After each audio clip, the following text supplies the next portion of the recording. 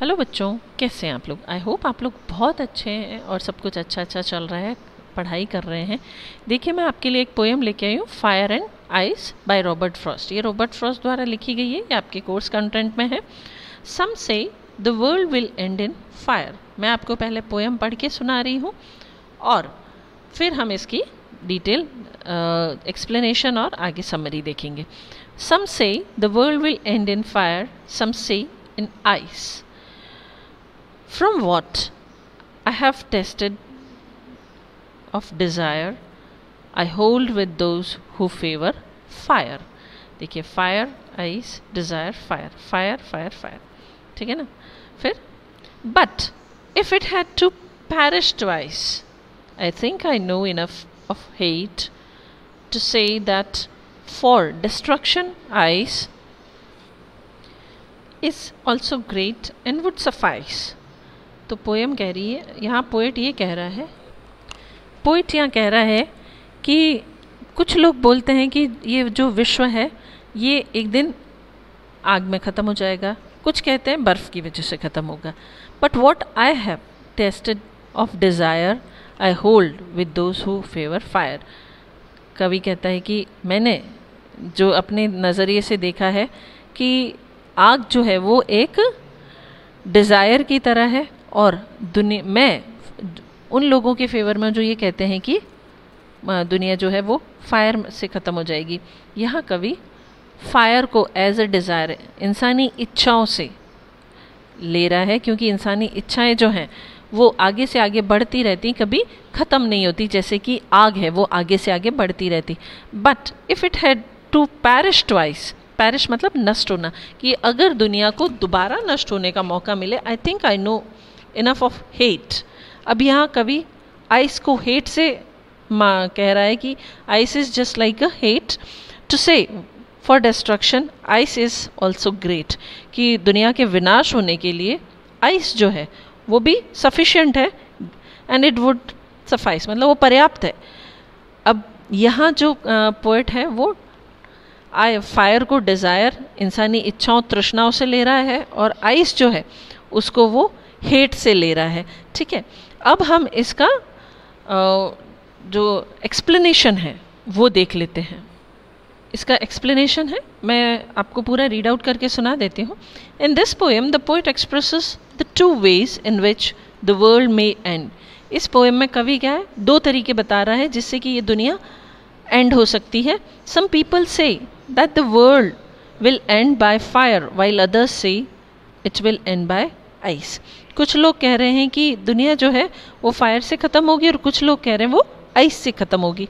The poet says he is aware about the fiery desires of human emotions.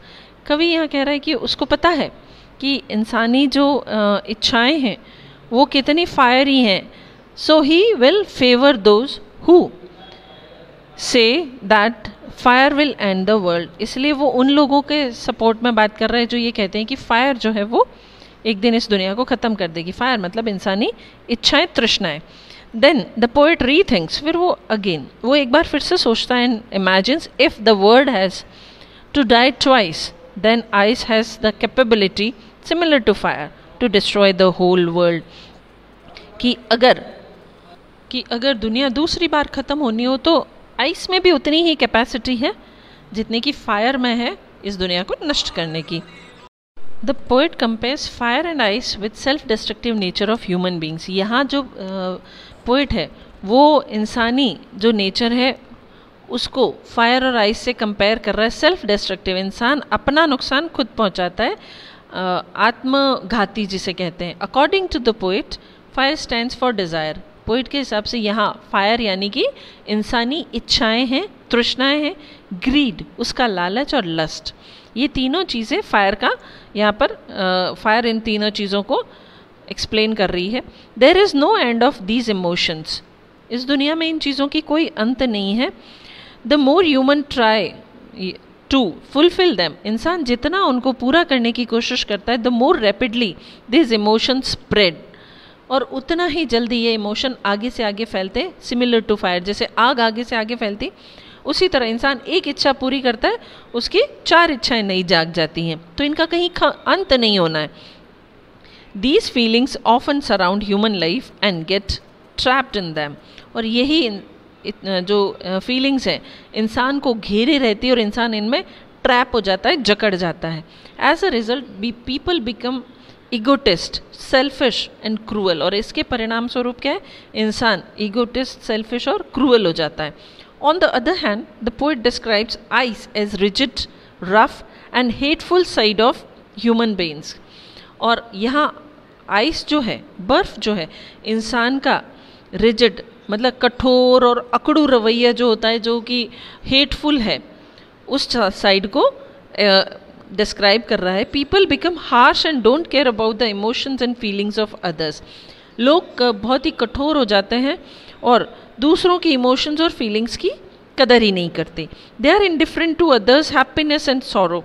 इंसान दूसरों की खुशी और दुख से इनडिफरेंट हो जाता है, उसको उन चीज़ों से कोई मतलब ही नहीं रहता.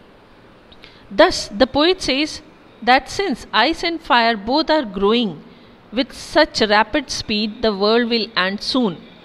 तो पोइट यहाँ कह रहा है कि चूंकि आइस और फायर दोनों ही बहुत स्पीडीली बढ़ रहे हैं, तो दुनिया एक ना एक दिन बहुत ही जल्दी ख़त्म हो जाएगी, आइदर बाय फायर और बाय आइस. चाहे वो फायर से ख़त्म हो, यानी कि हमारी इच्छाओं से, मृग तृष्णाओं से ख़त्म हो, चाहे आइस से, जो हमारी रिजिडिटी है, उससे ख़त्म हो.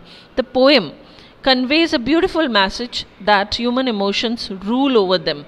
यह पोएम बहुत ही खूबसूरत मैसेज कन्वे कर रही है कि इंसानी इमोशंस जो हैं वो इंसान पर शासन करते हैं. If humans don't control their emotions, अगर इंसान अपने इमोशंस कंट्रोल नहीं करते हैं, they will ruin their life. Emotions इंसानी जीवन को नष्ट कर देंगे and bring it to the verge of chaos. और केओस की कगार पर आ जाएगी, दुनिया ख़त्म होने की कगार पर. ठीक है, तो ये पोएम का एक्सप्लेनेशन है. अब मैं समरी आपके सामने प्रेजेंट कर देती हूँ. Fire and ice is a short poem written by Robert Frost. Fire and ice एक शॉर्ट पोएम है जो रॉबर्ट फ्रॉस्ट द्वारा लिखी गई है. The poem expresses the idea that the world will end someday either by fire और by ice.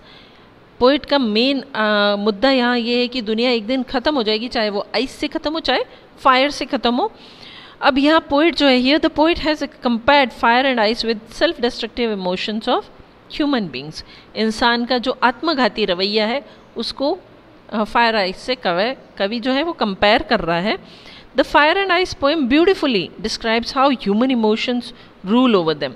ये छोटी सी 8 लाइन की पोएम बहुत ही खूबसूरती से इस चीज़ को एक्सप्रेस करती है कि किस तरह इंसान के जो इमोशंस हैं वो उस पर राज करते हैं. They have no control over their desires. इंसान का अपने डिज़ायर पर कोई कंट्रोल नहीं है. बट मोर दे वर्क, इंसान जितना ज़्यादा काम करता है, the more they get trapped in them, उतना ही वो अपनी इच्छाओं और तृष्णाओं के जाल में फंसता जाता है. दस they never feel satisfied and destroy their life. और इस तरह इंसान जो है वो कभी सेटिस्फाई नहीं होता और अपना जीवन जो है खुद नष्ट कर देता है.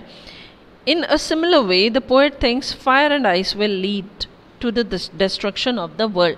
जैसे इंसान खुद अपना जीवन नष्ट करता है, इसी तरह कवि ये सोचता है कि फायर और आइस दोनों ही इस दुनिया को नष्ट कर देंगे, चाहे फायर करे चाहे आइस करे. ठीक है ना. तो यहाँ हमारी ये पोएम का एक्सप्लेनेशन एंड समरी पार्ट हुआ. नेक्स्ट वीडियो में मैं आपके लिए क्वेश्चन आंसर लेके आऊँगी. Till then stay tuned with me. Thank you.